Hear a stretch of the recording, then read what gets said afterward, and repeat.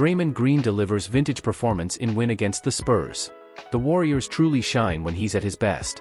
I'll be the first to admit that.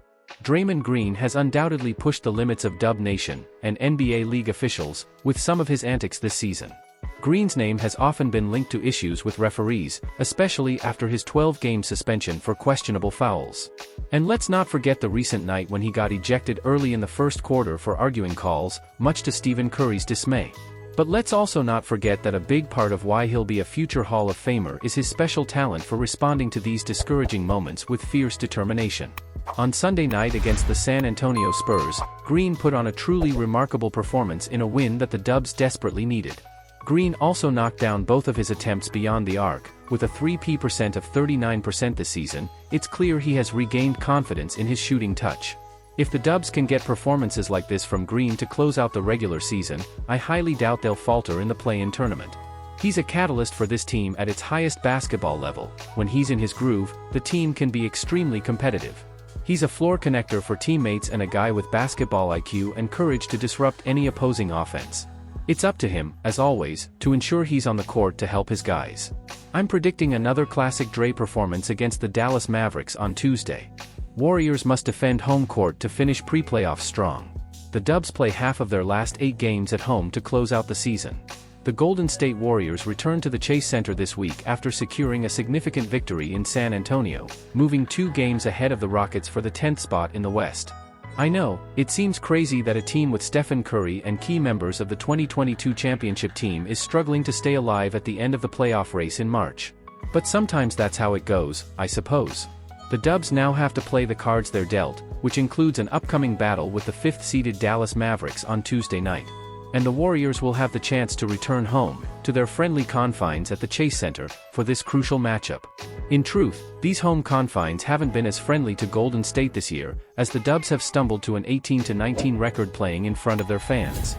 That's a bizarre statistic, considering that Golden State built a dynasty by racking up wins at home, whether it was at the Oracle Arena in Oakland or the Chase Center in San Francisco. Even in last year's disappointing season, they still stood at 33-8 at home, enough to be the 3rd best in the NBA. The most painful of the home losses this season is undoubtedly the shocking buzzer beater they suffered at the hands of Nikola Jokic and the Denver Nuggets. Jokic's devastating 39-foot shot at the buzzer helped the Nuggets recover from an 18-point deficit and close out the game with a 25-4 run. This exemplifies Golden State's notable trend of squandering big leads this season, and it stings even more in front of their fans. This is a tough pill to swallow for the younger members of Dub Nation, accustomed to seeing Stephen Curry on the bench after 3 quarters of dominance, with a towel on his head while the 4th quarter was relegated to garbage time. Now, these contests are fierce battles where every minute counts. Golden State plays half of their last 8 games at home. Surely the Warriors can draw inspiration from the local crowd to win down the stretch of the season. This is what the dynastic Warriors of old did in front of their faithful. Will this team tap into that good energy when they need it most? Twice Finals MVP still a dream commercial scenario for the Golden State Warriors. With the likelihood of the Golden State Warriors season ending in a deep playoff run, some external attention has already shifted to the franchise's offseason, where they will try to retool around star Stephen Curry. From a wins and losses perspective, the Warriors' season has been decent, but the star-studded nature of the Western Conference means that the 2022 NBA champions remain in 10th place in the West, despite a 40-34 record. Kevin Durant remains the dream off-season scenario for the Golden State Warriors, should the franchise go hunting for big names. After years of stellar power that led to 4 championships in the last decade, absolute top-level talent may be exactly what Golden State has been missing this season. Curry remains an elite guy, but Klay Thompson and Draymond Green are no longer all-star players. Andrew Wiggins has regressed, and Jonathan Kuminga, despite a significant leap, is not yet at the point where the Warriors can be true championship contenders. The franchise will have a series of decisions to make in the offseason, but perhaps the best bet is to swing for the fences. Who could be that player who has at least a slight chance of being acquired? According to Zach Buckley of Bleacher Report, reuniting with 2-time MVP Kevin Durant may be the best-case scenario. This would be a break-the-bank type of deal, requiring the Warriors to give up essentially everything in their asset collection, whether to the Suns themselves or to a third team capable of sending win-now support to Devin Booker in the desert. Why would Durant trade Devin Booker, Bradley Beal, and company for the 10th-place Warriors?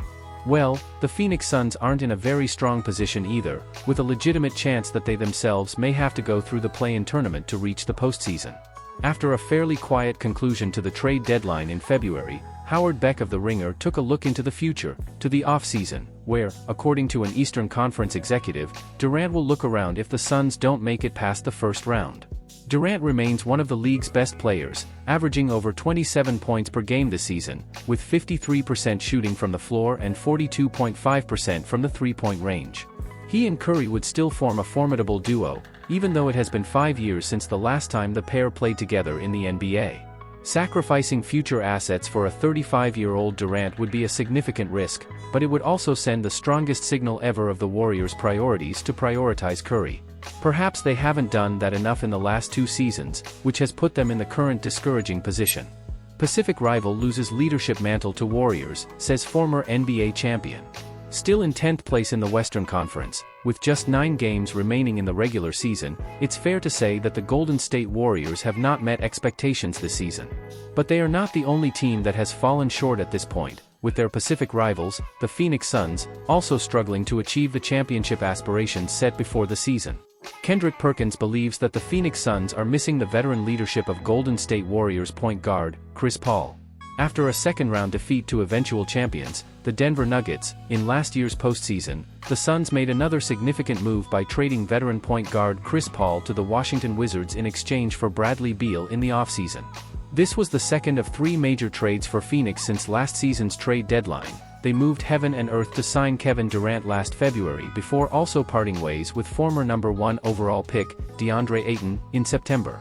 Each of the 3 deals made sense at the time, but the Suns will likely need to win a play-in game to secure their spot in the 2024 postseason. They currently sit in 7th place in the West with a record of 43-31, a disappointing outcome given the presence of 2 of the league's top 12 to 15 players, Durant and Devin Booker.